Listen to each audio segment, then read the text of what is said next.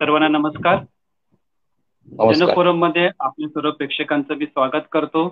आज आपल्या जनफोरमच्या परिसंवादामध्ये सन्माननीय राजाराम पाटील सर उपस्थित झालेले आहेत. ते ओबीसी नेता आहेत. ओबीसीच्या प्रश्नांवर फार मोठ्या प्रमाणामध्ये महाराष्ट्रामध्ये काम करत असतात. त्याच पद्धतीने आगरी कोळी समाज प्रबोधिनी नावाचं एक संघटन आहे, त्यांचे राजाराम पाटील सर अध्यक्ष आहेत.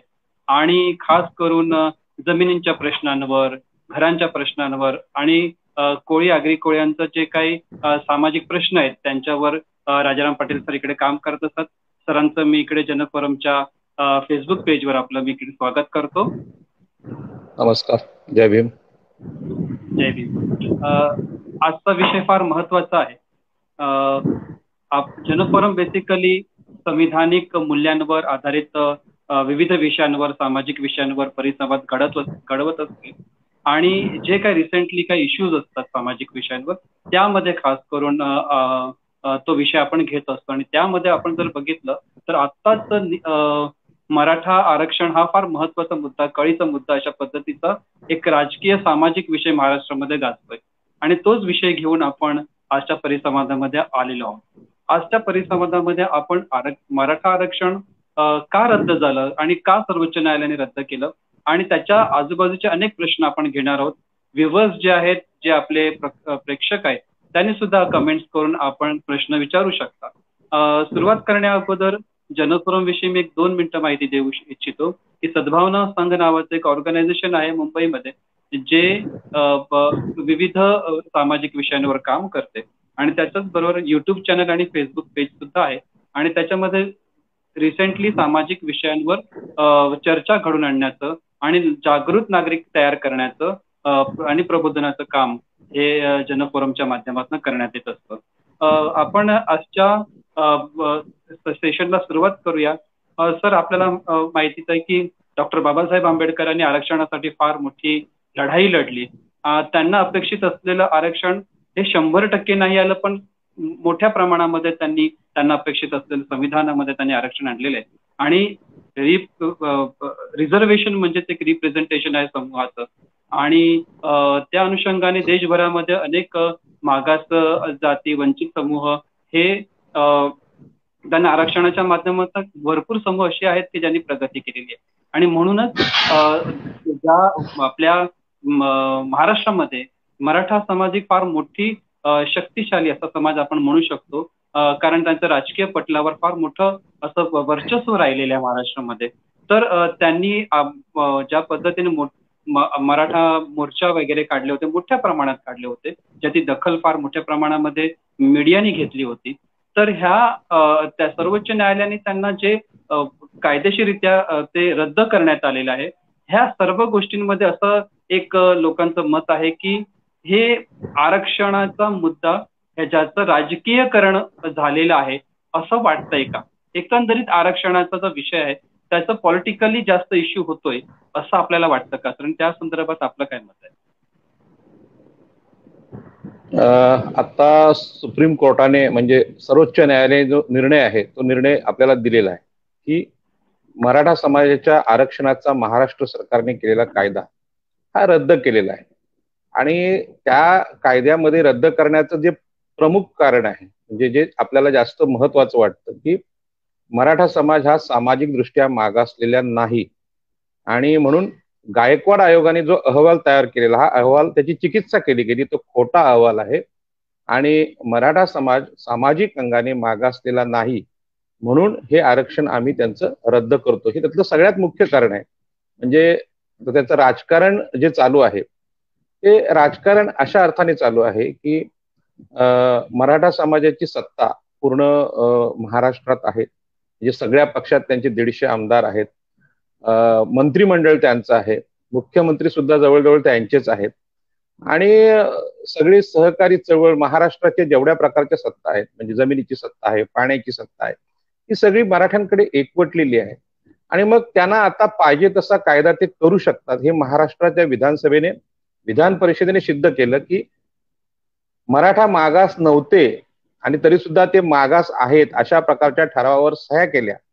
म्हणजे महाराष्ट्राच्या विधानसभेने आणि विधान परिषदेने, आणि तो प्रस्ताव उच्च न्यायालयात गेला, मुंबई उच्च न्यायालयात त्याला मान्यता मिळाली आणि मग त्याला आव्हान आहे हे सुप्रीम कोर्टाने केलं. म्हणजेच तुम्ही जे म्हणालात ते सत्य आहे की याचं राजकारण केलं गेलं. म्हणजे उच्चवर्णीय समाजाचे लोक जेव्हा राज्यकर्ते होतात त्यावेळी ते विषमतेचं समर्थन करतात. हे स्वातंत्र्याच्या 70 वर्षानंतर संविधान असताना महाराष्ट्राने आपल्या डोळ्यांनी पाहिलेलं आहे. परंतु ह्याच्यावर जे चर्चा व्हायला पाहिजेत त्या चर्चा ज्या पद्धतीने व्हायला पाहिजेत त्या सामाजिक मागासलेपण आणि सामाजिक पुढारलेपण याच्यावर व्हायला पाहिजेत. त्याच्यावर न चर्चा होता न्यायालयाच्या निर्णयावर काथ्याकूट केला जातो आणि आपले माननीय मुख्यमंत्री उद्धवजी ठाकरे सर्वोच्च न्यायालयाचा निर्णय येऊन सुद्धा राज्यपालांकडे जातात आणि सांगतात आता आम्हाला तुम्ही राष्ट्रपतींनी याच्या पलीकडे जाऊन आम्हाला आरक्षण द्यावं. खरं म्हणजे सर्वोच्च न्यायालयाने जो निर्णय दिलेला आहे तो निर्णय आपल्या भारतीय संविधानाचा त्यांनी अर्थ स्पष्ट केलेला आहे की भारतीय संविधान हे समतेचा पुरस्कार करतं आणि समतेच्या तत्वानुसार मराठा समाज हा मागासलेला नसल्यामुळे त्यांना मागासवर्गीयांचं आरक्षण देता येत नाही असा स्पष्ट निर्णय झालेला आहे. आता इथं खरं म्हणजे सगळ्यांनी थांबलं पाहिजे. म्हणजे आमचे जे मित्र आहेत मार्गदर्शक आहेत ऍडव्होकेट गुणरत्न सदावर्ते त्यांनी असं सांगितलं की महाराष्ट्राचे राज्यकर्ते आहेत हे संविधानाच्या दृष्टीने संविधानाच्या अभ्यासाच्या बाबतीमध्ये हे अज्ञानी आहेत असा फार मोठा शब्द वापरलेला आहे की म्हणजे त्यांचं हे अज्ञान आहे की संविधानाचा मूळ गाभा काय ते समजू शकले नाहीत आणि म्हणून सुप्रीम कोर्टाचा निकाल आल्यानंतर ते पुन्हा एकदा राज्यपालांकडे जाऊन आता सुद्धा मराठा समाजाच्या लोकांना सांगतायत की आम्ही असं करू आम्ही तसं करू आणि हा निर्णय आणू. तर हा जो प्रकार आहे हे राजकारण असं चाललेलं आहे की संविधान विरोधी राजकारण चालले. जे संविधानाचे जे जाणकार आहेत त्यांनी खरं म्हणजे थांबवलं पाहिजे.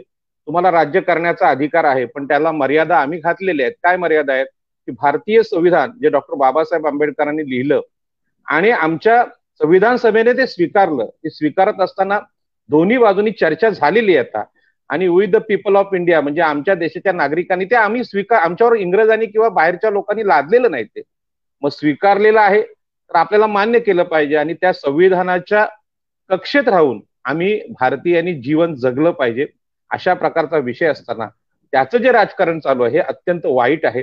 म्हणजे हे राजकारण संविधान विरोधी आहे.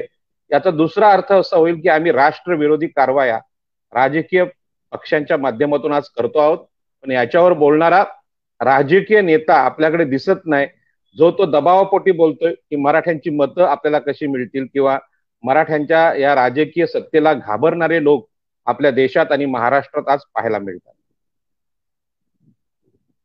तर नॉर्मल म्हणजे ह्याच्यावर सुप्रीम कोर्टाने सुद्धा सांगितलं की आरक्षण हे काही गरिबी निर्मूलनाचा कार्यक्रम नाहीये आणि ज्या पद्धतीने गरीब मराठा अशा पद्धतीने म्हटलंय की मराठा समाजामध्ये भरपूर गरीब समाज सुद्धा आहे समूह सुद्धा आहे आणि त्यामुळे त्यांच्यासाठी हे आरक्षण प्राप्त झालं पाहिजे अशा प्रकारची खास करून मागणी केली किंवा तशा प्रकारचा प्रचार केला जातो. त्यावर आपलं काय मत आहे? भारतीय जी जनता आहे किंवा भारतातले नागरिक आहेत त्यांची संविधान साक्षरता किंवा संविधान निर्मिती जी झाली त्याची जी पार्श्वभूमी आहे ही भारतीय जनतेला सांगण्यासाठी आम्ही कमी पडलेलो आहोत. म्हणजे आपल्या शाळेच्या अभ्यासक्रमामध्ये सामाजिक अर्थाने जे शोषण होतं मागासवर्गीयांचं त्याच्यावर फार मोठ्या चर्चा झालेल्या नाहीत. म्हणजे महात्मा फुलेंनी आपली विहीर मागासवर्गीयांना पाण्यासाठी मोकळी करून दिली. ही घटना आपल्याला महात्मा फुलेंच्या चरित्रात आम्ही वाचली. परंतु विहीर मोकळी करून दिली म्हणजे फुकट पाणी दिलं म्हणजे गरिबांना पाणी दिलं असा अर्थ सामान्य विद्यार्थ्यांना माहिती आहे. परंतु त्यावेळी पाणी सुद्धा पिऊ दिलं जात नव्हतं मागासवर्गीयांना. मग मागासवर्गीय कोण तर शाळेतल्या विद्यार्थ्यांना सुद्धा हे माहित नाही. माझ्या वयाच्या 35व्या वर्षापर्यंत मी ओबीसी म्हणजे मागासवर्गीय आहे हे मला पण माहित नव्हतं. म्हणजे शिक्षक होऊन सुद्धा मला माहित नव्हतं कारण ते कोणी स्पष्टपणे सांगत नाही. लोक असा विचार करतात की हा विषय न काढलेला बरा आणि हा विषय बाहेर काढायचा नाही. या न्यूनगंडापोटी भारत हा देश स्वातंत्र्यापूर्वी 85% मागासवर्गाचं शोषण करत होता. त्यामध्ये 50% पुरुषांच्या 50% ज्या स्त्रिया आहेत त्यांचं शोषण आम्ही केलं. त्यांना शिक्षण आम्ही नाकारलं. सावित्रीबाई फुलेंनी शिक्षणाची सुरुवात केली आणि बाकीचे ओबीसी, एससी, एसटी हे जे 85% वर्ग आहेत, त्या 85% वर्गातल्या ज्या जाती आहेत त्यांचं शोषण देशामध्ये आणि महाराष्ट्रात होत होतं, हा विषय आम्ही बोललो नाही. म्हणजे आपल्याला माहित आहे की आपल्याकडे फक्त आंबेडकरी चळवळ ही जी चळवळ आहे ती सामाजिक शोषणाच्या बाबतीत त्याच्या विरोधात आक्रोश करते, परंतु अजूनही त्यांनी स्पष्ट केलेलं नाही. म्हणजे ज्या पद्धतीने या देशामध्ये स्पष्ट व्हायला पाहिजे, म्हणजे एक ओबीसीचा नेता म्हणून सांगतो, ओबीसी जातीतल्या अनेक लोकांना सामाजिक शोषण हे माहीत नाही, त्यांना फक्त गरिबी माहित आहे. पण गरिबी वेगळी आणि सामाजिक शोषण वेगळं आहे. म्हणजे एखादा माणूस गरीब असू शकतो पण तो सामाजिक दृष्ट्या मागासलेला नाही. तुम्हाला मी उदाहरण देतो की आमच्या ओबीसीच्या अनेक घरांमध्ये सत्यनारायणची पूजा होते. 4थी पास असलेला भटजी, ज्यांनी कदाचित आंघोळ पण केलेली नसते, तो त्या पूजेला येतो, दाढी पण केलेली नसते, अत्यंत गलिच्छ असतो. आणि नवीन लग्न झालेला नवरा मुलगी अतिशय म्हणजे नटून अगदी सुविद्य असे ते येतात आणि तिथे भटजी असा उघडा बंब असतो आणि तो नवरा डॉक्टर असेल, नवरी मुलगी डॉक्टर असेल, तर त्या डॉक्टर नवरा बायकोनी त्या 4थी पास भटजीला नमस्कार केला पाहिजे अशा प्रकारची अपेक्षा तिथे केली जाते. आता तो भटजी तिथे गरीब आहे, आर्थिकदृष्ट्या गरीब आहे, पण त्याला नमस्कार केला जातो, त्यांनी नमस्काराच्या तो अपेक्षा ठेवतो. खरं म्हणजे डॉक्टर असलेल्या माणसाकडून त्या डॉक्टरला त्यांनी नमस्कार केला पाहिजे त्या भटजीनी, पण तो भटजीला त्यांनी नमस्कार केला पाहिजे. ही जी व्यवस्था आपल्या देशातली आहे ती व्यवस्था ब्राह्मणांना, क्षत्रियांना आणि वैश्यांना लागू आहे. तिन्ही वर्णांना असं वाटतं की यातल्या शूद्रातिशूद्र हा जो मागासवर्गीय आहे तो कितीही शिकला, कितीही मोठा झाला तरी त्यांनी आम्हाला कायम नमस्कार केला पाहिजे. ही अहंकाराची, उच्चत्वाची भावना उच्च जातींमध्ये आहे आणि ती भावना मागासवर्गीयांनी कितीही प्रगती केली तरी तो त्यांच्या समकक्षेत येत नाही. आणि मागासवर्गीय किती गरीब झाला तरी त्याचा अहंकार टिकून राहतो की आम्ही उच्चवर्णीय आहोत. आणि या अहंकारापोटी आपल्याला माहित आहे ऑनर किलिंगच्या घटना घडत आहेत.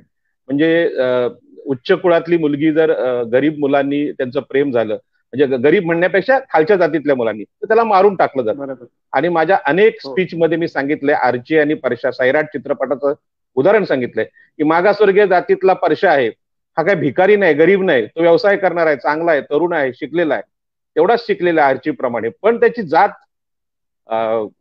ह्या आपल्या मनुस्मृतीनुसार खालच्या वर्गातली असल्यामुळे तो हलका आहे आणि म्हणून त्याला माझी मुलगी देणार नाही असा आर्चीचा बाप सांगतो.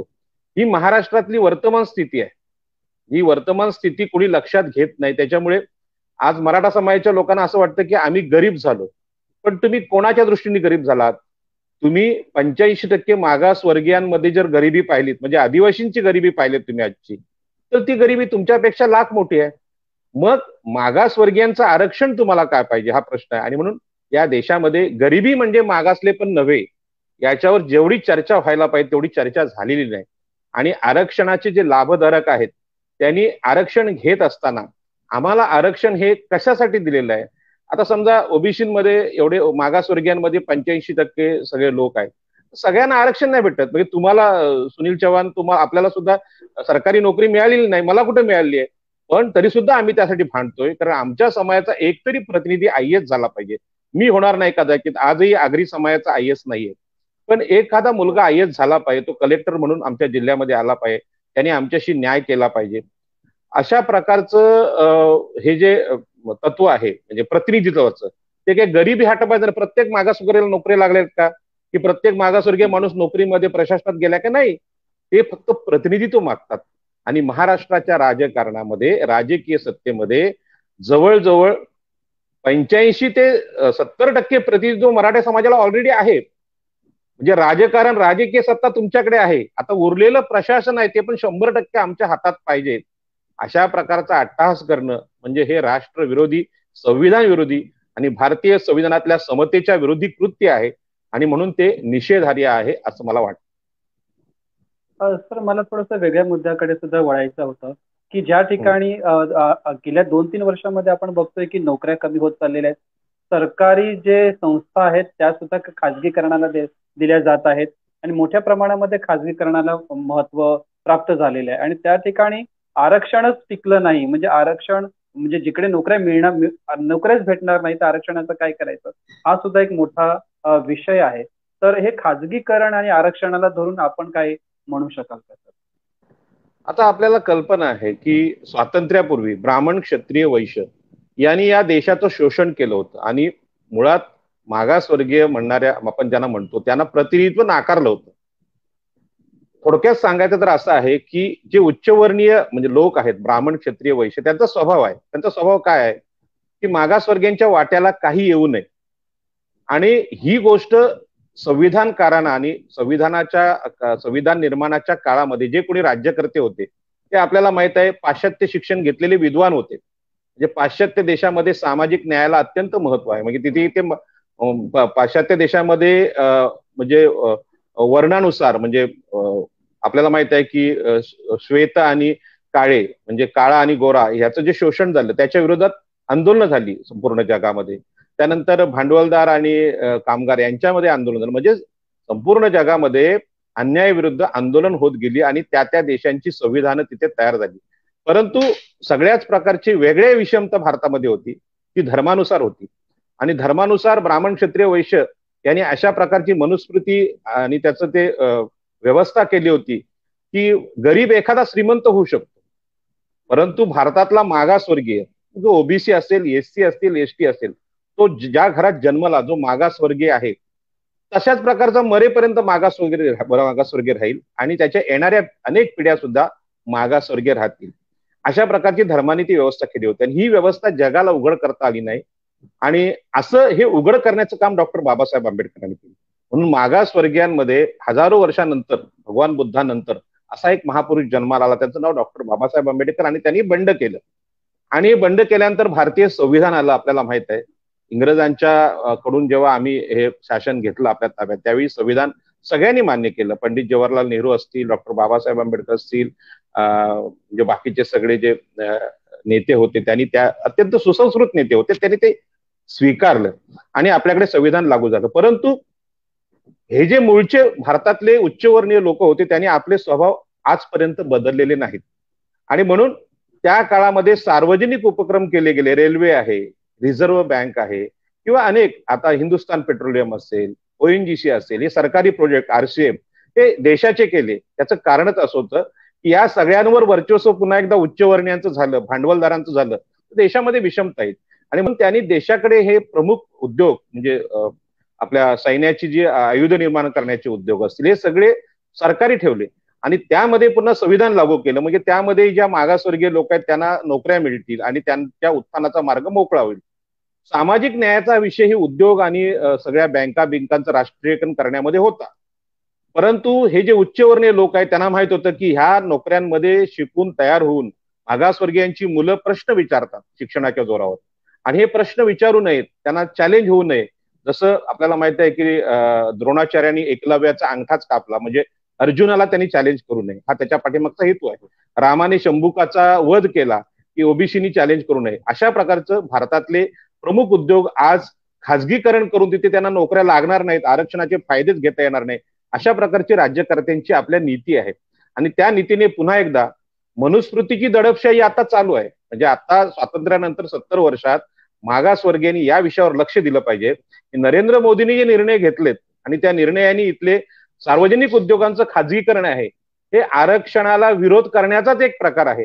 परंतु एवढ्या मोठ्या विषयावर भांडण्यासाठी ओबीसींकडे तेवढे खासदार नाहीत किंवा जे खासदार असतील त्यांना अशा प्रकारचं ज्ञान नाही किंवा आपल्या जातीची मागासवर्गीयांची बाजू मांडण्या इतकं शौर्य जे डॉक्टर बाबासाहेब आंबेडकरांकडे होतं, जो निडरपणा होता, जी विद्वत्ता होती ती या खासदारांकडे नाही. आणि विधानसभेत तर विधानसभेतले आपले आमदार सगळे मराठ्यांना घाबरतात, अजित पवारांना घाबरतात. त्याच्यामुळे आता पदोन्नतीतलं आरक्षण आहे मागासवर्गीयांचं ते अजित पवारांनी एका फटक्यात रद्द केलं. म्हणजे त्या दृष्टीने पाहिलं तर अजित पवार शून्य विद्वत्ता असलेला म्हणजे गावढळ लोकप्रतिनिधी आहे. आपल्याला माहित आहे म्हणजे धरणाच्या बाबतीतली गोष्ट तुम्हाला माहित आहे, धरणात पाणी नाही तर मी मुतू काय अशा बोलणारा जो माणूस आहे त्यांनी आरक्षण रद्द करणं हा आरक्षणाच्या सामाजिक न्यायाचा सगळ्यात मोठा अपमान आहे. तरी सुद्धा आपले आमदार खासदार त्यावर बोलत नाहीत, आपले चळवळीतले लोक यावर बोलत नाहीत. आणि ह्यांचा जो असंस्कृतपणा आहे, विषमतेचा पुरस्कार आहे, याच्याविषयी जर चर्चा झाली नाही तर हे प्रमाण वाढत राहील आणि या सगळ्यांचं खाजगीकरण होऊन त्याच्यामध्ये नोकर भरती आहे ती नोकर भरती त्यांच्या मताप्रमाणे होत राहील. आणि बाबासाहेब आंबेडकरांनी संविधानाच्या माध्यमातून आणलेली समता जिथं देश आमचा पुढे चाललेला आहे तो पुन्हा एकदा मनुस्मृतीच्या शोषणाचा जो नरक होता तिकडे वाटचाल करील यात मला अजिबात शंका वाटत नाही. फार छान चर्चा चालू आहे सर.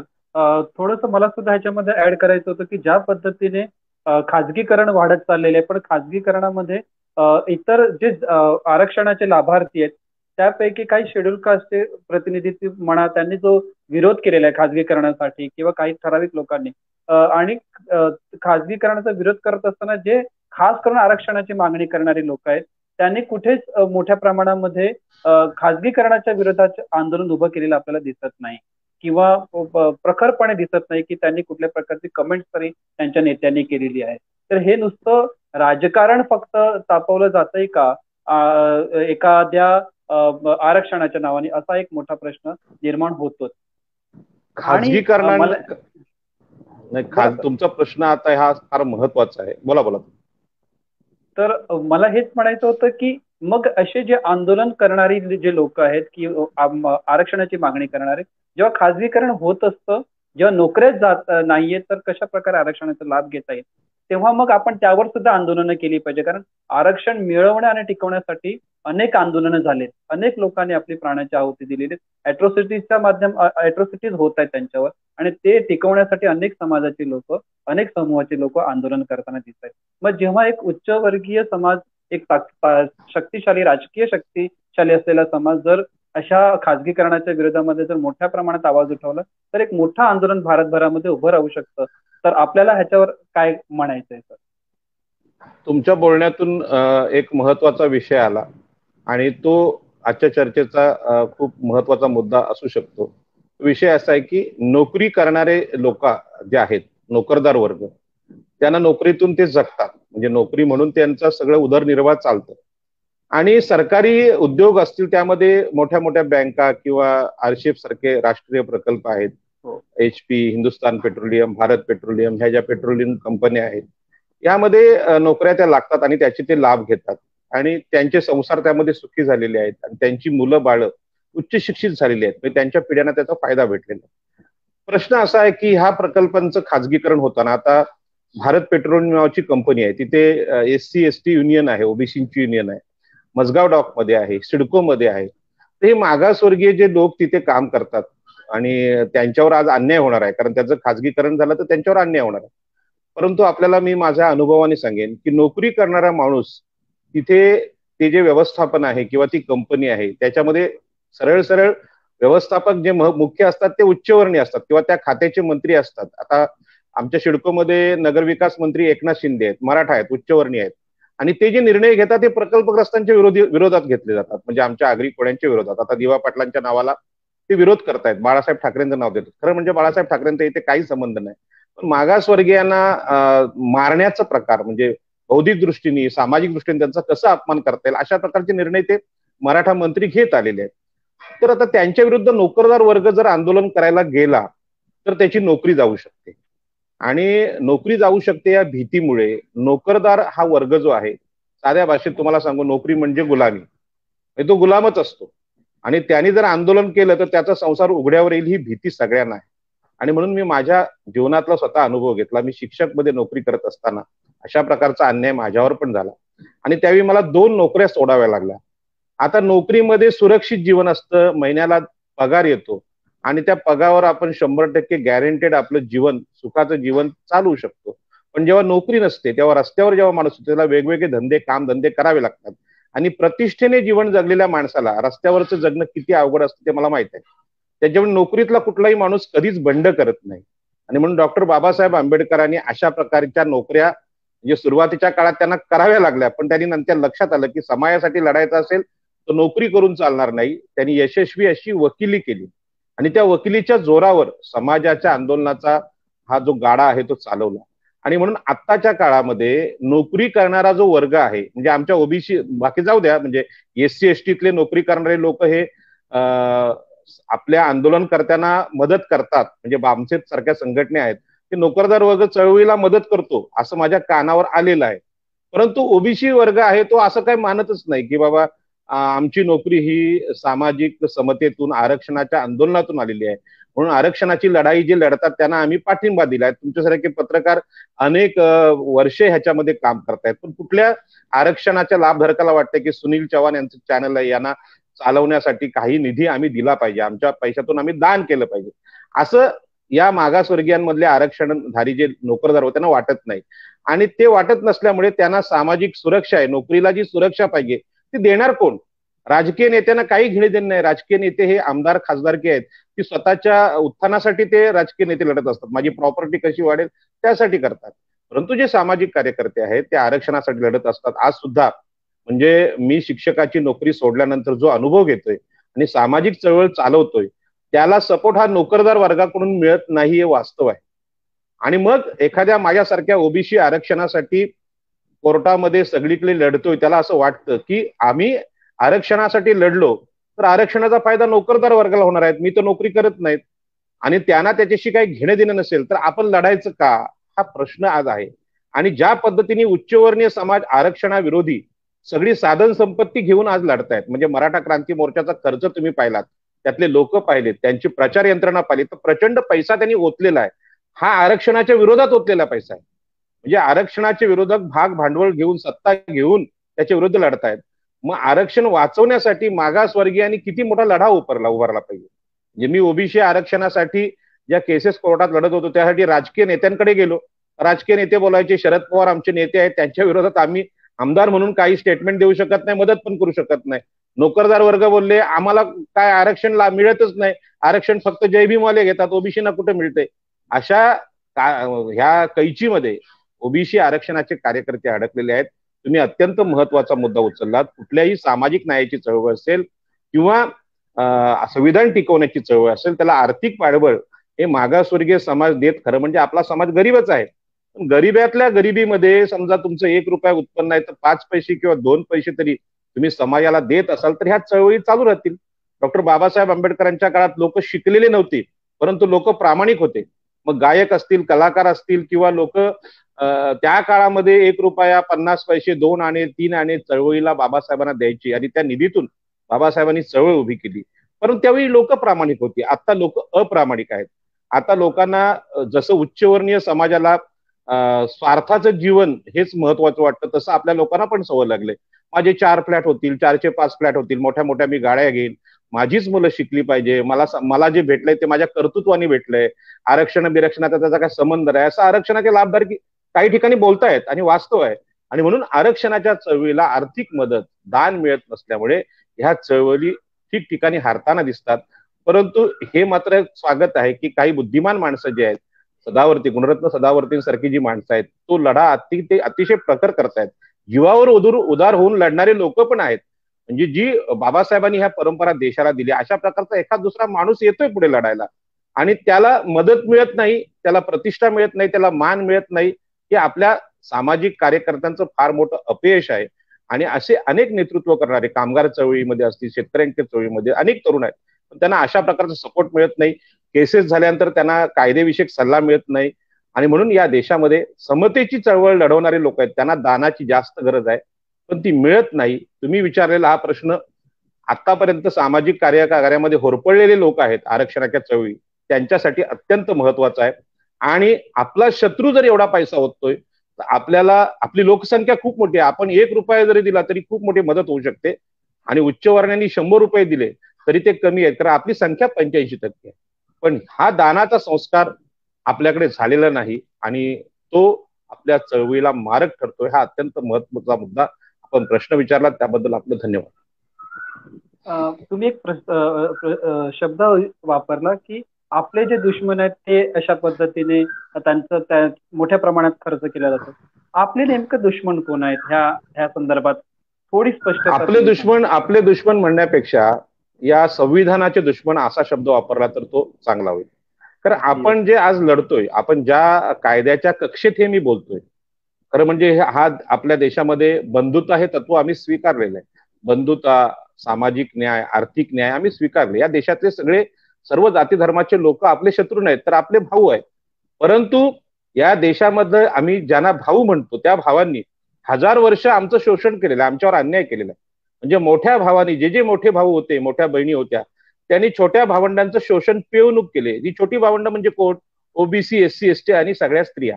यांचं शोषण जर 1000 वर्ष केलेलं आहे तर त्यांना बरोबरीने आणण्यासाठी आता समतेची लढाई आहे. आरक्षण म्हणजे समतेच्या तत्वाने दिलेला न्याय आहे.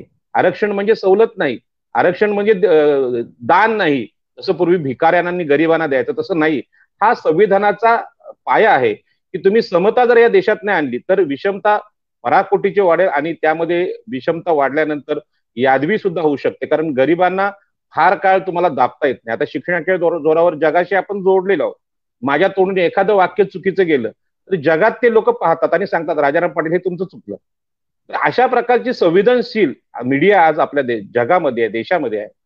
तर अशा वेळी दुश्मन हा शब्द नव्हे तर भारतीय संविधानाने जे समतेचं तत्व स्वीकारलेलं आहे, आम्ही समता स्वीकारलेली असताना तुम्ही उच्चवर्णीय आहेत, तुम्ही शोषण केल्यामुळे गरीब मागे म्हणजे जे मागासवर्गीय मागे राहिले त्यांना पुढे आणण्यासाठी आरक्षण असेल तर ते आरक्षण आपण मान्य केलेली गोष्ट आहे. त्याच्या विरोधात कारवाया करणं, त्यांचं पदोन्नतीतलं आरक्षण असेल त्यांना नोकऱ्या नाकारणं किंवा नोकरी जो करत असेल तो मागासवर्गीय त्याला वेगवेगळ्या कारणाने त्यांचं शोषण करून त्यांना नोकरीच्या बाहेर फेकून देणं, त्यांच्या जमिनी लुटणं, त्यांचं पाणी लुटणं, त्यांच्यावर अत्याचार करणं, त्यांना ठार करणं, हे जे सगळे प्रकार उच्चवर्णीयांकडून देशामध्ये सर्वत्र होत आहेत ते या संविधानाचे शत्रू आहेत.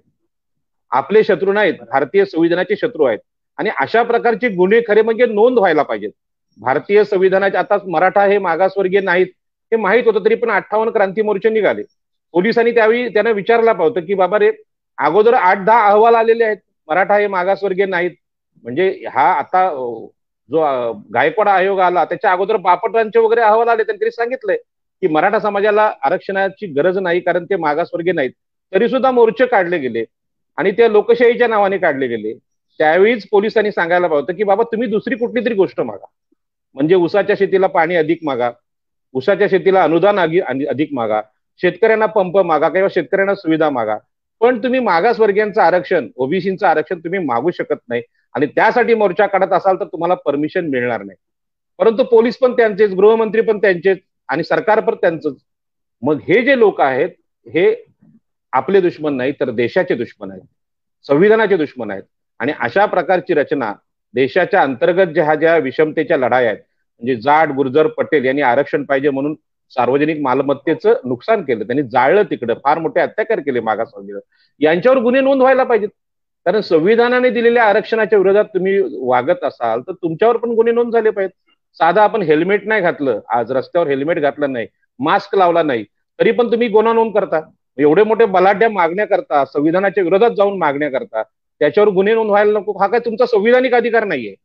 आरक्षण हा तुमचा संविधानिक अधिकार नाही. ब्राह्मण, क्षत्रिय, वैश्य ह्या जाती आहेत, त्यांचा संविधानिक अधिकार येतच नाही. मग संविधानिक अधिकाराच्या विरोधात मोर्चे काढणं, मागण्या करणं हा न्यायालयाचा, संविधानाचा अपमान आहे.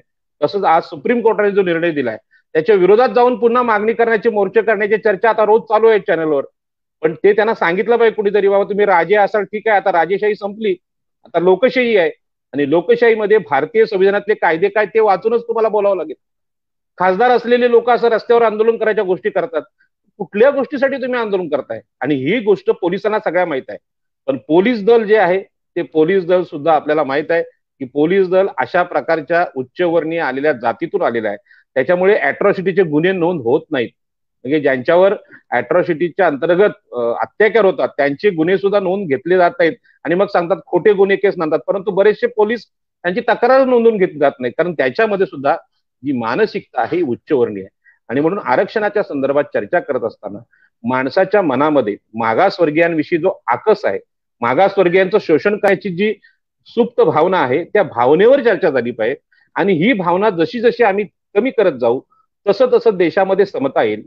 आणि मागासवर्गीयांनी, आम्ही एवढे वर्ष, 1000 वर्ष सत्ता भोगली, आता मागासवर्गीयांचा एखादा मुलगा जिल्हाधिकारी होतोय, एखादा मुलगी एखादी डॉक्टर होते, तर त्याचं स्वागत या उच्च जातीय लोकांनी केलं पाहिजे.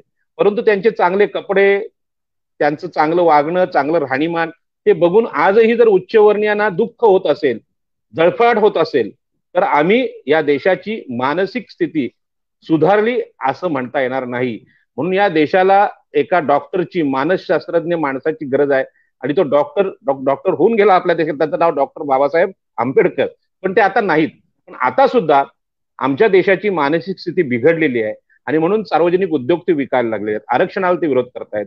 ही समाजाची सुदृढ नसलेली मानसिक स्थिती आहे आणि ह्याच्यावर खरं म्हणजे चर्चा झाली पाहिजे. पण चर्चा ह्याच्यावर होत नाही, चर्चा भरकटली जाते. गरीब आणि श्रीमंत, ते गरीब झालेत मग त्यांना आरक्षण द्या, गरीब कोणामुळे झाले? तुम्ही तुमचं काय मागासवर्गीयांनी शोषण केलेलं आहे? एससी एसटीने शोषण केलंय का मराठ्यांचं म्हणून तुम्ही गरीब झालेत का? गरिबी ही कारण तुमच्या कामाचा परिणाम आहे. तुम्ही जे काम, आता विजय मल्ल्या 900 कोटीला बुडाला तर ते आम्ही काय सांगितलं त्याला पैसे उडवायला? तो त्याच्या कर्माने त्याच्या चुकीच्या निर्णयामध्ये झालाय, गरीब झालाय. त्याला काय तुम्ही आरक्षण देणार का आता गरीब आहे म्हणून? त्यामुळे ही आरक्षणाची जी भावना आहे किंवा आरक्षणाची चर्चा महाराष्ट्रात फारशी दिसत नाहीत. अनेक विद्वान, अनेक सामाजिक कार्यकर्ते याला बोलायला घाबरतात आणि त्यांच्या मनावर सुद्धा दहशत आहे की उच्चवर्णीयांची आहे. पत्रकार सुद्धा याच्यावर बोलत नाहीत किंवा विषय समजून घेत नाहीत आणि मग ह्याच्यावर खूप मोठी चर्चा आपल्या देशात झाली पाहिजे. म्हणून तुमचं सुनील चव्हाण साहेब, तुमच्या धाडसाचं मी कौतुक करतो आणि तुमचं स्वागत आणि अभिनंदन सुद्धा करतो. जनपरमचा मुद्दा, मुख्य उद्देश हाच आहे की लोकांमध्ये जनजागृती झाली पाहिजे, एक समज निर्माण झाली पाहिजे, सामाजिक सलोखा निर्माण झाला पाहिजे, ना की कुठल्या तरी विषयामुळे सामाजिक सलोखा बिघडला पाहिजे. आणि म्हणून आपण जो एक शब्द वापरला की संविधानिक साक्षरता वाढली पाहिजे, आणि डॉक्टर बाबासाहेब आंबेडकरांचं वारंवार आपण कोट करत आहात. म्हणून मला हे विचारायचं होतं की संविधान साक्षरता वाढण्यासाठी आणि डॉक्टर बाबासाहेब आंबेडकरांनी अपेक्षित केलेलं आरक्षण ह्याची आजची स्थिती काय, आणि बाबासाहेब ऍक्च्युली कुठल्या प्रकारचं आरक्षण अपेक्षित करत होते, त्या मागची पार्श्वभूमी नक्की काय, हे जर तुम्ही प्रेक्षकांना सांगितलं तर अजून सामाजिक सलोखा अजून प्रेमाने चालेल अशा पद्धतीचं निर्माण होईल असं मला वाटतंय. तर तुम्ही त्यावर थोडस काही प्रकाश टाकू शकाल का? नंतर आपण एक शेवटचा प्रश्न घेऊ. बाबासाहेब आंबेडकरांचं भारतीय संविधानाची निर्मिती जी आहे याची जी पूर्वीची जी पार्श्वभूमी आहे मनुस्मृतीची, मनुस्मृतीने सगळ्या जातींना म्हणजे ओबीसी, एससी, एसटी यांना शूद्र म्हणून जे अन्याय आणि शोषण केलेलं आहे ते अनेक धार्मिक ग्रंथामध्ये आपल्याला पाहायला मिळतं, म्हणजे त्याचे उल्लेख आहेत. परंतु बाबासाहेब आंबेडकरांनी जेवढा भारताच्या म्हणजे भारतातला जो मनुस्मृतीचा जो धर्म आहे त्याला वैदिक असेल, हिंदू असेल, यांनी जे शोषण केलं आहे त्याचा जेवढा अभ्यास केला होता आणि त्या अभ्यासानुसार त्यांनी संविधान सभेत चर्चा करून ही संविधानाची तत्व आणलेली आहेत. पण याची चर्चा म्हणजे संविधान हा जर प्रकाश आहे तर मनुस्मृती हा अंधार आहे. त्या अंधार युगाकडून आम्ही प्रकाशाकडे आलोय, म्हणजे संविधानाकडे आलोय. संविधान निर्मिती मागची पार्श्वभूमी माहीत नसल्यामुळे आज समाजामध्ये संविधानाचं महत्व कळत नाही. आता देशामध्ये विषमतेच्या अनेक गोष्टी आहेत. आपण ज्या परिसरात राहतो म्हणजे ठाणे, रायगड, मुंबई या परिसरात राहतो, इथला जो आज समाज दिसतोय की समजा आमचा आगरी आणि कोळी समाज आहे, साधं सोपं उदाहरण देतो की ह्या आगरी, कोळी, कराडी, भंडारी इथला जो समाज आहे हा समाज दुसऱ्या म्हणजे सावकारांच्या शेतात म्हणजे जमिनी 1000 वर्ष करतोय, शेती करतोय, परंतु त्या शेतीवर आलेल्या अनेक शासकांनी आपली मालकी सिद्ध करण्याचा प्रयत्न केला. पेशवाईच्या काळात खोती आली आणि पेशव्यांचे सगळे नातेवाईक खोत झाले, जमीनदार झाले, म्हणजे सरदार असतील, मराठा सरदार असतील, ब्राह्मण असतील, हे मालक झाले आणि त्यांनी शेतकऱ्याचं सगळं धान्य घरी घेऊन जायला निघाले. म्हणजे ते त्यांनी घेतलं, सावकारांनी घेतलं आणि शेतकऱ्याच्या मुलाला वर्षभर काम करून काहीच मिळत नव्हतं.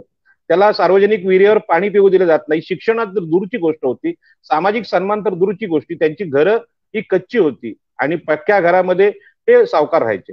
तर हे जे शोषण होतं त्या शोषणाच्या विरोधात 1932 साली डॉक्टर बाबासाहेब आंबेडकरांनी रायगड जिल्ह्यात अलिबागला चरीला आंदोलन केलं आणि सांगितलं की जो शेती कसतो त्याला त्याचा धान्यावर तिथल्या वाटा आहे, धान्यावरच नाही ती जमीन त्याच्या मालकीची असली पाहिजे, हे तत्व बाबासाहेबांनी सांगितलं आणि त्या विरोधात सावकारांच्या विरोधात आम्हाला आंदोलन करायला लावलं. आणि मग या संघर्षातून कसेल त्याची जमीन राहील त्याचं घर हा कायदा आला. आता हा जो कुळ कायदा आहे, कुळांना जमिनीचा मालकी अधिकार मिळाला, पण आता मराठा खोत असतील किंवा ब्राह्मण खोत असतील तर त्यांच्या मुलांना असं वाटू शकतं की ठीक आहे आम्ही जमिनीचे मालक होतो, मग तुम्ही नुसती शेती केली, मग तुम्ही मालक कसे काय झाले, म्हणजे तुम्ही मालक झालं ही आमची फसवणूक आहे असं आताच्या पिढीला वाटू शकतं. परंतु ज्या पद्धतीने शोषण हे सावकार करायचे, म्हणजे शेतकऱ्यांच्या स्त्रियांचा अपमान करायचे, कधी कधी विनयभंग करायचे, बलात्कार करायचे, हा इतिहास ज्या पद्धतीने सांगायला पाहिजे तसा पुस्तकात सांगितलेलं नाही. त्यामुळे नवीन पिढीला म्हणजे मागासवर्गीयांच्या पिढीला, आमच्या आगरी कोळ्यांच्या लोकांना सुद्धा आमचं शोषण ब्राह्मण मराठा हे सावकार करत होते ही गोष्ट माहित नाही. फक्त जमिनी आल्या, आता त्या जमिनी विकून पैसा आला, गाड्या आल्या, सोनं आलं, सगळं रोल्स रॉयल्स वगैरे मोठ्या मोठ्या गाड्या आज ते घ्यायला लागलेल्या आहेत. परंतु त्यांचा बाबासाहेब आंबेडकरांनी, नारायण नगू पाटील या आगरी आणि बाबासाहेब आंबेडकरांचा त्याग आहे, लढा आहे, तो माहित नाही. माहित नसल्यामुळे त्यांना असं वाटतं की आम्हाला कुठे आमच्या कमाईने आम्ही आमच्या कर्तृत्वाने मोठे झालो. हाच प्रकार चौदार तळ्याच्या आंदोलनात आहे. हे पाणी सुद्धा आम्हाला 1927 सालापर्यंत पिऊ देत नव्हते. आज आमच्याकडे आम्ही गाड्या धुतोय, गार्डन करतोय, भरपूर पाणी आहे, पण हे पाणी सुद्धा आम्हाला या संघर्षातून भेटलेलं आहे.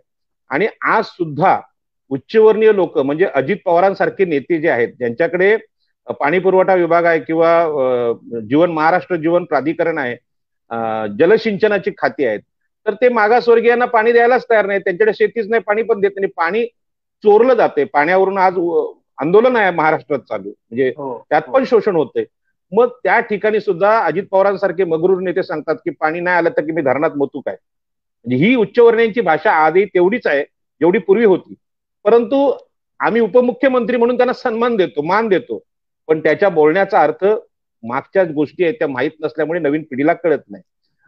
जंगलांसाठी चिरनेरला, मी जिथे राहतो उरणला, तिथे आमच्या लोकांनी आंदोलन केलं. आगरी कोळी कराडनी 7 माणसं त्यांची मारली गेली. जंगल हे लोकांच्या अधिकाराचा विषय आहे. म्हणजे ह्या देशातले पाणी, जंगल, जमीन हे नैसर्गिक स्रोत आहेत, ते प्रत्येकाच्या अधिकारातले आहेत. पण त्यांना नाकारण्याचं काम उच्चवर्णीयांनी केलं होतं आणि त्याच्या विरुद्ध आंदोलन करून बाबासाहेब आंबेडकरांनी संविधानाची निर्मिती केली. मागच्या ह्या गोष्टी कोणी स्पष्ट करून सांगत नाहीत. बाबासाहेब आंबेडकरांचं दैवतीकरण आम्ही पण सध्या सुरू केलेलं आहे. बाबासाहेब आंबेडकरांना हार घालायची, मेणबत्ती लावायची, अगरबत्ती लावायची, आणि मग लोकांना असं वाटेल की बाबासाहेब हे एक नवीन ईश्वर आहे, जयभीमाल्यांचा एक देव आहे कोणतरी, तो काही माणूस नाही. पण बाबासाहेबांनी ज्या हलअपेष्टा आणि जीवन संघर्ष केलाय तो जोपर्यंत समोर येत नाही तोपर्यंत आपल्या लोकांना आरक्षणाचं महत्व कळणार नाही. आज दिबा पाटील साहेबांनी आमच्यावर साठी असा संघर्ष केला, 5 माणसं आमची मारली गेली. वसंतदादा पाटील या मराठा मुख्यमंत्र्यांनी गोळ्या घातल्या आमच्या लोकांना, आणि त्यातून 12.5% तत्व आलं. या 12.5% पैशातून मोठमोठ्या माड्या झाल्या, गाड्या आल्या, लोक श्रीमंत झाली. परंतु ही श्रीमंती ही मूळ बाबासाहेबांच्या कुळ कायदा आणि बाबासाहेबांना मानणाऱ्या दिबा पाटलांच्या संघर्षातून, नेतृत्वातून आली, ही माहीत नसल्यामुळे घरावर सद्गुरूंची कृपा, देवाची कृपा, वेगवेगळ्या देवदेवतांची कृपा अशा प्रकारचं लिहिलं जातं. आणि ज्यांनी हे सगळं केलं त्याला नाकारलं जातं. आणि हा प्रकार आज आमच्याकडे चालू आहे. दिबा पाटलांचं नाव विमानतळाला आम्ही देणार नाही असं महाविकास आघाडीने सांगितलं. आम्ही बाळासाहेब ठाकरेंना देऊ. बाळासाहेब ठाकरेंचा आरक्षणाला विरोध होता, मागासवर्गीयांच्या उत्थानाला विरोध होता, मागासवर्गीयांचा मुख्यमंत्री त्यांनी होऊ दिला नाही. तसं शिवसेनेला आमच्या आगरी कोळ्यांनी मोठं केलं, पण नारायण राणे मराठा मुख्यमंत्री झाले, मनोहर जोशी मुख्यमंत्री झाले, मुंबईतला कुठलाही आगरी कोळी मुख्यमंत्री होऊ शकला नाही. म्हणजे वर्तमान काळात स्वातंत्र्यानंतर सुद्धा आमचं शोषण होतंय, परंतु यावर बोलणारे लोक नाहीत. यावर खास करून म्हणजे ओबीसी मधले तर लोक नाहीच, बोलतच नाहीत. ते सगळ्या मैत्रीपूर्ण लढत त्यांची चाललेली असते मराठ्यांच्या बरोबर. पण सांगावं लागेल की मराठ्यांच्या पूर्वजांनी, ब्राह्मणांच्या पूर्वजांनी पेशवाईमध्ये आमचं जे शोषण केले, आमचे जे लोक पिढ्या सडलेले आहेत. आता तुम्हाला माहित आहे, सफाई कामगार आमचे लोक आहेत, किंवा आमच्या महिला लावणी करतात भाताची. 3 महिने भाताची लावणी केल्यानंतर पायाला असे फोड येतात आणि अक्षरशः छिद्र पडतात. म्हणजे एवढं त्यांना कुठल्याही सुविधा नाहीत, हाताना नाहीत, पायाना नाहीत. जशा सफाई कामगार नाहीत, नाही तसे शेतकऱ्यांना नाहीत. अशा परिस्थितीमध्ये डांबर टाकणारे कामगार काम करतायत रोडवर, त्यांना गंबूट नाहीत. हे सगळे मागासवर्गीय आहेत, त्यांची आधी अवस्था अत्यंत वाईट आहे. आणि म्हणून ही कामं करायला उच्चवर्णीय समाज आज तयार नाही. आज जे बोलतात ना आम्हाला गरिबी आली, आरक्षण आम्हाला पाहिजे, त्यांना आमचं सांगणं की सफाई कामगारांच्याकडे तुम्ही काम करायला या, तुम्ही मच्छीमारी करायला या, ज्याला तुम्ही कामं हलकी कामं म्हणून म्हटलेली आहेत. केस कापणं असेल, तुमचं खाटीचं काम असेल, आमचे मुस्लिम बांधव करतात. ही कामं करायला कोणी, सगळ्यांना कलेक्टर व्हायचंय, सगळ्यांना विलासराव देशमुख व्हायचंय, सगळ्यांना अजित पवार व्हायचंय, सगळ्यांना शरद पवार व्हायचंय. परंतु मागासवर्गीयांची कामं कोणी करायला तयार नसणं जी या देशाची मानसिकता आहे, कामांना हलकी लेखण्याची, माणसांना हलकी लेखण्याची, ही मानसिकता आम्ही बदलली पाहिजे. यासाठी आपली ही आजची चर्चा आहे. मानसिकता बदलली पाहिजे, फार महत्वाचं बोललात. आणि फार सोप्या भाषेमध्ये सगळ्यांना समजेल अशा पद्धतीने अनेक छोटे छोटे उदाहरणं देऊन तुम्ही स्पष्टता आणलेली असतात चर्चेमध्ये सर. आणि मला खूप आवडलं की तुम्ही फार नारायण नागू पाटलांचं, दिबा पाटलांचं नाव घेतलं की ज्यांनी ओबीसीसाठी फार मोठा संघर्ष केला आणि त्यावेळेस बाबासाहेबांबरोबर आंदोलनं केली, एवढा मोठा संघर्ष केला. आणि आजच्या पिढीला ते अजूनही माहिती नाहीये.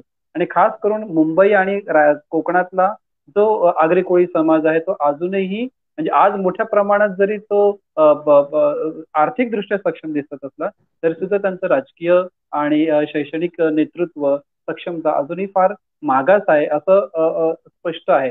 आणि त्यासाठी तुम्ही करत असलेला हा संघर्ष खऱ्या अर्थाने फार उल्लेखनीय आहे सर. शेवटी मला एक प्रश्न विचारायचा होता सर, की बाबासाहेब आंबेडकरांनी अनेक संघर्ष, अनेक त्रास सहन केले आयुष्यामध्ये, आणि शेवटी जेव्हा संविधान लिहिताना त्यांनी कुठल्याही जाती धर्माकडे अशा द्वेष भावनेने बघितलं नाही. त्यांनी सर्वांसाठी सर्वसमावेशक अशा पद्धतीचं त्यांना वास्तव माहिती होतं आपल्या भारत देशाचं, की जात ही फार फॅक्टर महत्वाचा फॅक्टर आहे. आणि तरी सुद्धा त्यांनी कोणाकडेही द्वेषभावने न बघता सर्वसमावेशक असं संविधान निर्माण केलं. आजच्या स्थितीमध्ये ज्या पद्धतीने आरक्षणाचं राजकीयकरण होत आहे, कायदेशीररित्या सुद्धा काही गोष्टी होत झाल्या पाहिजे त्या होत नाही, आणि ज्या नाही झाल्या पाहिजे तशाही गोष्टी घडवल्या जात आहेत. हे सर्व काही आपण आज बघतोय. पण सर्वसाधारण मराठा समाज असेल, ओबीसी समाज असेल, मागासवर्गीय दलित समाज असेल, किंवा इतर धर्मीय सुद्धा मुस्लिम समाज असेल, त्या सर्वांमध्ये एकोपा निर्माण झाला पाहिजे, सलोखा निर्माण झाला पाहिजे. आणि त्याच अनुषंगाने अशी चर्चा झाली की त्यांना समजलं पाहिजे की संविधानाने आपल्याला आरक्षण कशासाठी दिले आणि संविधानाची मूळ व्याख्याच नेमकी काय आहे. ते अज्ञान असल्या कारणाने सुद्धा एक द्वेष भावना निर्माण झालेली आहे. पण शेवटी आपल्याला काही शब्दामध्ये तुम्ही सांगू शकाल की हे बंधुता निर्माण करण्यासाठी आपण काय केलं पाहिजे, सर्वांनी मिळून सर्व समाजाच्या लोकांनी काय केलं पाहिजे. राजकारण हा मुद्दा वेगळा आहे, पण एक सर्वसाधारण नागरिकांनी ह्या विषयाकडे कसं बघितलं पाहिजे आणि एक सामाजिक सलोखा निर्माण करण्यासाठी आपण काय केलं पाहिजे, हे शेवटी मला तुमच्याकडे अपेक्षित आहे. तुमचाच एक शब्द आहे की राजकारण हा वेगळा मुद्दा आहे. हा जो शब्द आहे ते राजकारण सुद्धा संविधानिकच झालं पाहिजे. म्हणजे आता जेव्हा सुप्रीम कोर्टाचा निकाल आला की मराठा समाज हा सामाजिक दृष्ट्या मागासलेला नाही, गायकवाड आयोगाने चुकीचा अहवाल दिला, एकतर्फी लिहिलेला आहे आणि त्यामध्ये जे मांडणी केली ही खोटी मांडणी आहे आणि म्हणून आम्ही त्यांना आरक्षण नाकारतो. एवढं सुप्रीम कोर्टाने सांगितल्यानंतर जर महाराष्ट्राचे मुख्यमंत्री उद्धवजी ठाकरे आणि महाराष्ट्राचं मंत्रिमंडळ राज्यपालांकडे जातं आणि पुन्हा राष्ट्रपतींना आवाहन करते की यांना तुम्ही आमचा मराठ्यांना वेगळ्या पद्धतीचं आरक्षण द्या, ही सुप्रीम कोर्टाच्या सर्वोच्च न्यायालयाच्या विरुद्ध मागणी इथे होते. मग हे कोण करतायत? हे राजकीय नेते करतायत, म्हणजे राजकारण करतायत. म्हणजे राजकारण सुद्धा संविधानिकच असलं पाहिजे. मी तुम्हाला वेगळ्या शब्दात सांगेन की आपण वेगवेगळ्या धर्माचे लोक या देशामध्ये राहतो. म्हणजे मुस्लिम आहेत, जैन आहेत, बौद्ध आहेत, ख्रिश्चन आहेत, पारशी आहेत, सगळ्या प्रकारचे आमचे शीख बांधव आहेत. हे सगळ्या प्रकारचे वेगवेगळ्या धर्माचे लोक आहेत. तरी सुद्धा तुमचा धर्म भारतीय लोक नागरिकांचं जे सहजीवन आहे त्या बाबतीमध्ये आडवा यायला नको. तेव्हा तुम्ही संविधान हाच तुमचा धर्म असला पाहिजे, अशा पद्धतीचं वागलं पाहिजे. त्याच्यामुळे असं कोणी म्हणत असेल की याच्यावर राजकारण राजकीय मुद्दा वेगळा नाही, खरं म्हणजे जेवढे आमदार आहेत, खासदार आहेत, हे असंविधानिक वागत असतील तर यांच्यावर गुन्हे नोंद झालीच पाहिजे. तर अशा प्रकारचे राजकीय नेते विधानसभेत असतील, लोकसभेत असतील तर चुकीचे निर्णय घेतले जातील. माननीय पंतप्रधान नरेंद्र मोदी यांनी कोरोनाच्या काळात जे निर्णय घेतलेले आहेत, म्हणजे मागच्या काळात नोटबंदी केलेली आहे, नोटबंदीनंतर लोकांचे कामधंदे संपलेले आहेत, लोक अक्षरशः भिकेला लागलेले आहेत, गरिबी प्रचंड आलेली आहे. त्यानंतर दुसरं लॉकडाऊन आलं आणि आता आणखी त्याच्यानंतरच हे लॉकडाऊन, म्हणजे 2 लॉकडाऊन आलेले आहेत. आणि या 2 लॉकडाऊन आणि नोटबंदी यामुळे लोक कंगाल झाली, लोकांकडे पैसा नाही राहिला. हे जे निर्णय आहेत हे राजकारण्यांनी आपल्या नागरिकांची मानसिकता, वास्तविकता समजून न घेता लादलेली हुकुमशाही आहे. म्हणजे याचं विश्लेषण करायचं झालं तर ही हुकुमशाहीच आहे. म्हणजे कोरोना होईल म्हणून आपण मरू या भीतीने बाहेर पडायचं नाही, हे गरिबांना शक्य नाही, हे श्रीमंतांना शक्य आहे. त्यांच्या घरात हॉटेलमधून नेटवरून ते धान्य किंवा तुमचं चिकन तंदुऱ्या मागू शकतात, पण गरीबाला काम केल्याशिवाय काहीच मिळणार नाही. तंदुरीचं काय कोंबडीचं पीस पण मिळणार नाही त्याला काम करावं लागेल. मग त्यांनी बाहेर पडायचं नाही. पोलीस त्यांना मारतायत, पोलीस त्यांना बाहेर जाऊ शकत नाहीत. हे घरामध्ये कोंडून मारण्याचा प्रकार आहे. आणि लोकसभेत गरिबांविषयी चर्चा होत नाही, मागासवर्गीयांबद्दल चर्चा होत नाही. आणि म्हणून ही राजकीय सत्ता पुन्हा एकदा ब्राह्मण, क्षत्रिय, वैश्य यांच्याकडे एकवटलेली आहे. आणि म्हणून देशामध्ये समता आणण्यासाठी आता मागासवर्गीय लोकांनी राजकीय सत्तेमध्ये आपला वाटा घेतला पाहिजे. जोपर्यंत राजकीय सत्तेमध्ये खासदारांमध्ये SC ST चे खासदार, ओबीसीचे खासदार विधानसभेत जात नाहीत, तोपर्यंत हे जे राज्यकर्ते आहेत ते या देशाचं शोषण करतील आणि पुन्हा देशाची वाटचाल ही मनुस्मृतीकडे नेतील. आणि जगाला ह्या गोष्टी माहित नाहीत. जगाला हे कोणालाच कळत नाही की बाबा आता लोकशाही अशी बाहेरून दिसते, पण आपल्या देशात सध्या तरी लोकशाही राहिलेली नाही. आजच चर्चा आली की फेसबुक पण बंद करायचा विचार चालू आहे. फेसबुक जर बंद आली ही पण चर्चा होणार नाही आपण करतोय ती, तर फेसबुकचा तुम्हाला त्रास व्हायचं कारण काय? त्रास हाच होतोय की लोक सत्य बोलायला लागलीत, निर्भीडपणे बोलायला लागलीत. आणि ही भीती आहे. प्रमुख चॅनल आहेत त्यावर अशी चर्चाच होत नाहीये. जे प्रमुख मोठे मोठे चॅनल आहेत, एबीपी माझा वगैरे असतील, TV9 वगैरे, एवढे विस्तृत चर्चा राजाराम पाटलाला एक तास कोणी बोलून देणार नाही. जरी चर्चा असली तरी एकाच मिनिटं आम्हाला बोलून, 4 मराठ्यांमध्ये एकच ओबीसी असतो त्याला बोलून पण देत नाहीत. आमचे श्रावण डेवरे साहेब बोलायचा प्रयत्न करतात, त्यांना पण गप्प केलं जातं. त्यांच्या अंगावर 10-12 लोक सोडले जातात. म्हणजे मागासवर्गीयांचा आवाज आपल्या मीडियामध्ये सुद्धा येत नाही. अशा परिस्थितीमध्ये आपल्याला भारतीय नागरिक म्हणून उच्चवर्णीय समाजातले जे विद्वान लोक आहेत त्यांना सुद्धा माझं सांगणं आहे की मराठा समाजामध्ये PB सावंत हे माजी सर्वोच्च न्यायालयाचे न्यायमूर्ती होते आणि त्यांचे जे स्पीच आहेत युट्यूबवरचे ते अत्यंत संयमी, सामाजिक न्यायाचे समतेचे पुरस्कर्ते ते होते. आणि खरं म्हणजे डॉक्टर बाबासाहेब आंबेडकर ज्या समाजातून आले, म्हणजे बौद्ध बांधवातून आले, ते महापुरुष या देशाचे झाले. प्रत्येक जातीला डॉक्टर बाबासाहेब आंबेडकरांसारखा एक महापुरुष भेटला पाहिजे. कारण त्या जातीच्या महापुरुषांनी सांगितलं तर लोक ऐकतात. बाबासाहेब हे एका जातीचे नाहीत, सगळ्या देशाचे आहेत. पण आपले लोक खाजगीमध्ये असंच बोलतात, ते काय आमचे नाहीत, ते काय जयपी मॉलचे, ते काय आग्र्यांचे नाही, ते कोळ्यांचे. पण ते भारताच्या संविधानाचे निर्माते आहेत, ते स्वीकारणं अजून झालेलं नाही. जसं न्यायमूर्ती PB सावंत हे मराठा समाजाचे असले तरी मराठा आरक्षणाच्या संदर्भात मी त्यांना माझे आदर्श मानतो. आणि म्हणून अशा महापुरुषांबद्दल बाहेर माहिती जास्त येत नाही. मराठा आरक्षण मिळणार नाही. आता सदावर्ते आहेत, गुणरत्न सदावर्ते, त्यांनी स्पष्ट सांगितलं होतं की मागासवर्गीय सामाजिक दृष्ट्या जर मागास मराठीत असतील त्यांना आरक्षण कोणी देणार नाही. पण ज्या कडक शब्दात ते बोलत होते त्याबद्दल त्यांच्याबद्दल प्रचंड संताप दिसला. पण आता लोकांनी मानायला सुरुवात केली की नाही, ते सांगत होते ते संविधानिक होते, ते काय त्यांचं घरचं किंवा मनातलं किंवा मराठा बांधवांवर राग आहे म्हणून बोलत नव्हतं. मी सुद्धा अजूनही सांगतोय मराठा बांधवांना, तुम्ही संविधानाचा अभ्यास केला तर तुमचं असं लक्षात येईल की आम्ही सामाजिक शोषण आमचं कोणी केलेलंच नाही. म्हणजे एससीने आदिवासींनी नाही केलं, एसटीने नाही केलंय, ओबीसीने नाही केलंय. तुमचं शोषणच कोणी नाही केलं, तुम्हाला आरक्षण कसं मिळणार? पण हे त्यांच्या समाजात त्या जातीच्या अंतर्गत जे नेते आहेत त्यांनी समजावायचं प्रबोधन केलं पाहिजे. ते उलट लोकांना भडकवतायत. कारण काही लोकांचा तो व्यवसाय झालाय, आमच्या समाजाला जितकं भडकवू तितके निवडणूक तिथे आम्हाला जातीला वोटिंग करतील असा त्यांचा गैरसमज आहे. पण मराठा बांधव सुद्धा, मराठा तरुण सुद्धा आता UPSC MPSCचे एक्झाम देऊन वास्तव जाणायला लागलेत, संविधान त्यांना समजायला लागले आणि त्या तरुणांनी पुढे यायला पाहिजे. परंतु मराठा क्रांती मोर्चामध्ये तुम्हाला माहित आहे तरुणांना बोलू दिलं नाही, विद्यार्थ्यांना बोलू दिलं नाही, मूक मोर्चा त्याला नाव दिलं. आता बोलायचंय कोणाला हो? दबलेल्या माणसाला बोलायचं आहे. राजकीय नेत्यांना विधानसभा आणि लोकसभा आहे, शरद पवारांना चॅनल आहेत, अजित पवारांना चॅनल आहेत, अशोकराव चव्हाणांना चॅनल आहे. पण गरीब जो दबलेला माणूस आहे, शेतकरी आहे, शेतमजूर आहे, त्यांना बोलायची संधी मूक मोर्चात दिली गेली नाही. मराठा क्रांती मोर्चे मुके होते, हीच मनुस्मृती आहे. तुम्ही मोर्चे काढले होते, लोकांना एकत्र आले, पण लोकांना बोलू द्यायला पाहिजे. लोकांना बोलू दिलास, तुम्ही बोलला असता, तुमचं दुःख सांगितलं असतं, आम्ही ओबीसी बोललो असतो. एखाद्या मराठा क्रांती मोर्चामध्ये मराठा बांधवांचं दुःख ऐकून त्यांनी जर बोलले असते आणि आम्हाला बोलवलं असतं, पाटील साहेब तुम्ही मार्गदर्शन करा, मी त्या मोर्चात जाऊन सांगितलेलं असतं.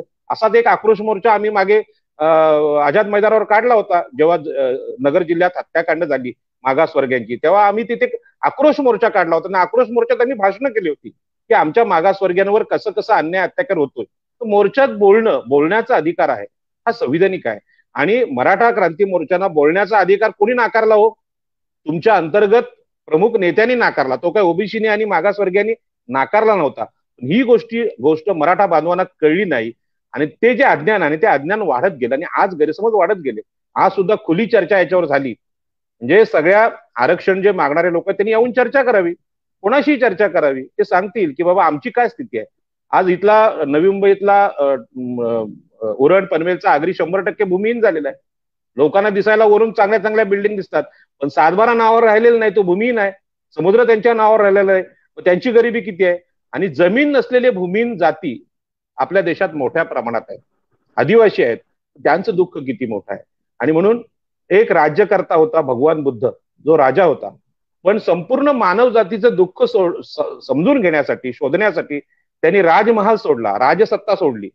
उद्या त्यांची आपल्याला आठवण करायची. आणि म्हणून जे कोणी सत्ताधारी महाराष्ट्राचे आहेत त्यांना माझं सांगणं आहे की एक राजा असलेला माणूस मानवी दुःखाचं कारण शोधण्यासाठी राजसत्ता सोडतो.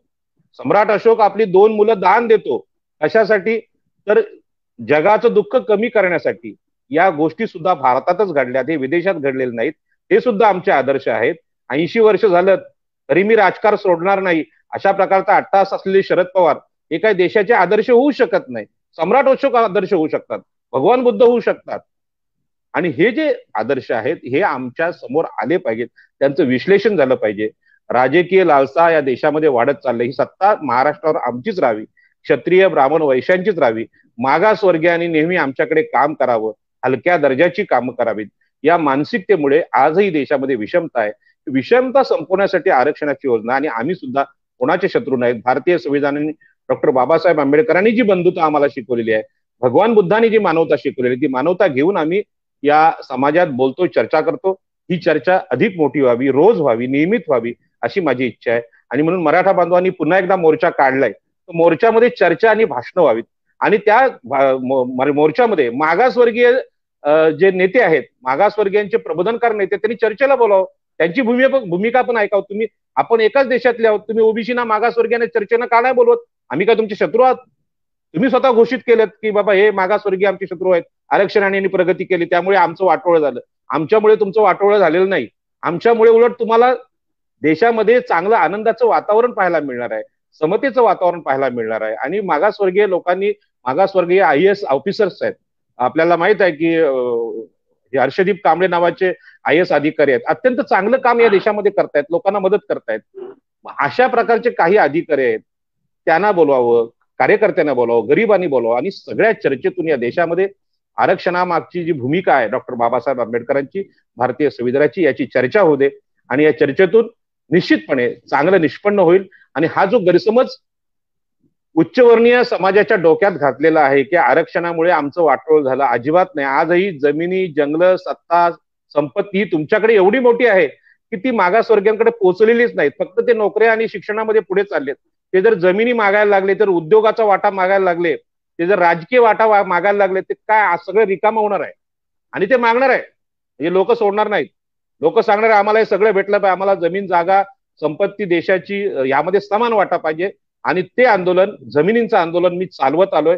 आणि महाराष्ट्रातल्या जमीनदार लोकांना माझं आजही सांगणं आहे, मोठ्या मनानं मागासवर्गीय लोक संविधानिक प्रगती करतायत, त्यांचा स्वीकार करा, नाहीतर आम्ही आमचा वाटा सोडणार नाही. या देशातल्या संपत्तीचा वाटा आहे, तो मागासवर्गीय माणूस मागणार आहे. त्यासाठी माझी लढाई आहे, आणि ती लढाई आम्ही संपूर्ण देशभरात घेऊन जायची आमची तयारी. धन्यवाद सर. फार अनेक वेगवेगळ्या अँगलचे काही प्रश्न मी विचारले आणि त्याला फार सटीक उत्तर आपण दिले. मी काही वेगळ्या अर्थाने सुद्धा प्रश्न विचारले, पण आपण फार स्पष्टरीते त्याला उत्तर दिलं. तुम्ही संविधानिक राजकारण हे सुद्धा सांगितलं की राजकारण झालं पाहिजे, पण तेही संविधानिक झालं पाहिजे. अगदी बरोबर आहे. आणि ही आपली सगळ्यांची जबाबदारी आहे की जे राजकारणामध्ये प्रतिनिधित्व करतायत ते संविधानिक काम करतात का हे सुद्धा आपल्याला चेक केलं पाहिजे. आपल्या लोकांनी, आपल्या नागरिकांनी चेक केलं पाहिजे. आजच्या चर्चेमध्ये अविनाश पाटील असतील, संजय गायकवाड असतील, यांनी फार आपली स्तुती केलेली आहे, फार मार्गदर्शन. तुमच्याशी मला आणखी एक बोलायचं आहे. बोला सर. चव्हाण साहेब, माझी रिक्वेस्ट आहे, ओबीसीचे नेते, लोकनेते दिबा पाटील यांनी संपूर्ण महाराष्ट्राचं, देशाचं नेतृत्व केलं होतं. आणि आमच्या इथल्या प्रकल्पग्रस्तांना असं वाटतंय की आमचं कल्याण त्या नेत्यांनी केलं, आणि आमच्याच पट्ट्यामध्ये, आमची जिथे जमीन आहे नवी मुंबई विमानतळ, तिथे दिबा पाटलांचं नाव असावं, असं इथल्या आमच्या आगरी, कोळी, कराडी सगळ्या मागासवर्गीय 12 बलुतेदारांची मागणी आहे. आणि या मागणीच्या विरोधात एकनाथ शिंदे जे आहेत, सातारचे आहेत, ठाण्यामध्ये येऊन आमदार झाले, आता मंत्री झाले, आणि त्यांनी असं सांगितलं की बाळासाहेब ठाकरेंचं नाव द्या, जे आरक्षण विरोधात आहे. ओबीसीचा हा आक्रोश देशात आम्ही घेऊन चाललोय. आम्ही 10 तारखेला एक फार मोठी मानवी साखळी करतोय, त्यानंतर एक मोठं आंदोलन या ठाणे, रायगड, मुंबईत करतोय. या आंदोलनामध्ये सुद्धा समस्त ओबीसी, SC, ST आणि स्त्रिया या शोषित आहेत. त्यांचा नेता दिबा पाटील, बाबासाहेब आंबेडकरांनंतर सुद्धा खूप मोठे नेते आपल्या देशात झाले, परंतु ते मागासवर्गीयांचे नेते होते अशी प्रतिमा समोर आणलीच गेली नाही. त्यांना फक्त 12.5% नेते, प्रकल्पग्रस्तांचे नेते असं म्हणून संकुचित ठेवलं गेलं. आज दिबा पाटील हे आरक्षणाचे नेते होते. बाबासाहेब आंबेडकर, महात्मा फुले यांना आपण गुरु मानत होते दिबा पाटील, आणि त्यांच्या नावाचा आग्रह आम्ही धरतोय. खरं म्हणजे ते स्वतःचं नाव नाकारणारे नेते होते. त्यांनी महात्मा फुलेंचं नाव आगरी समाज हॉलला पनवेलला दिलंय, म्हणजे स्वतःचं नाव ते देऊ शकले असते, परंतु महात्मा फुलेंना ते गुरु मानायचे. आणि म्हणून अशा नेत्याचं आंदोलन ह्या सागरी पट्ट्यात, मुंबईच्या परिसरात चालू आहे. त्यामध्ये हे चॅनल पाहणाऱ्या सगळ्या बांधवांनी त्यांना पाठिंबा द्यावा. आणि आगरी, कोळी, कराडी बांधव आज आमचा मागासवर्गीय ओबीसीचा नेता म्हणून दिबा पाटलांना नेते म्हणायला लागलेत, याचं स्वागत केलं पाहिजे. कारण आतापर्यंत आमच्या लोकांनी बुवा बापूंना गुरु मानलेलं आहे, त्यांना मोठं केलेलं आहे.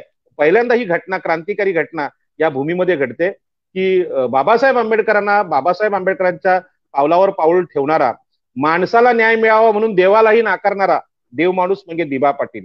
त्यांच्या नावाचं आंदोलन चालू आहे. त्या आंदोलनात आपण सहकार्य करावं.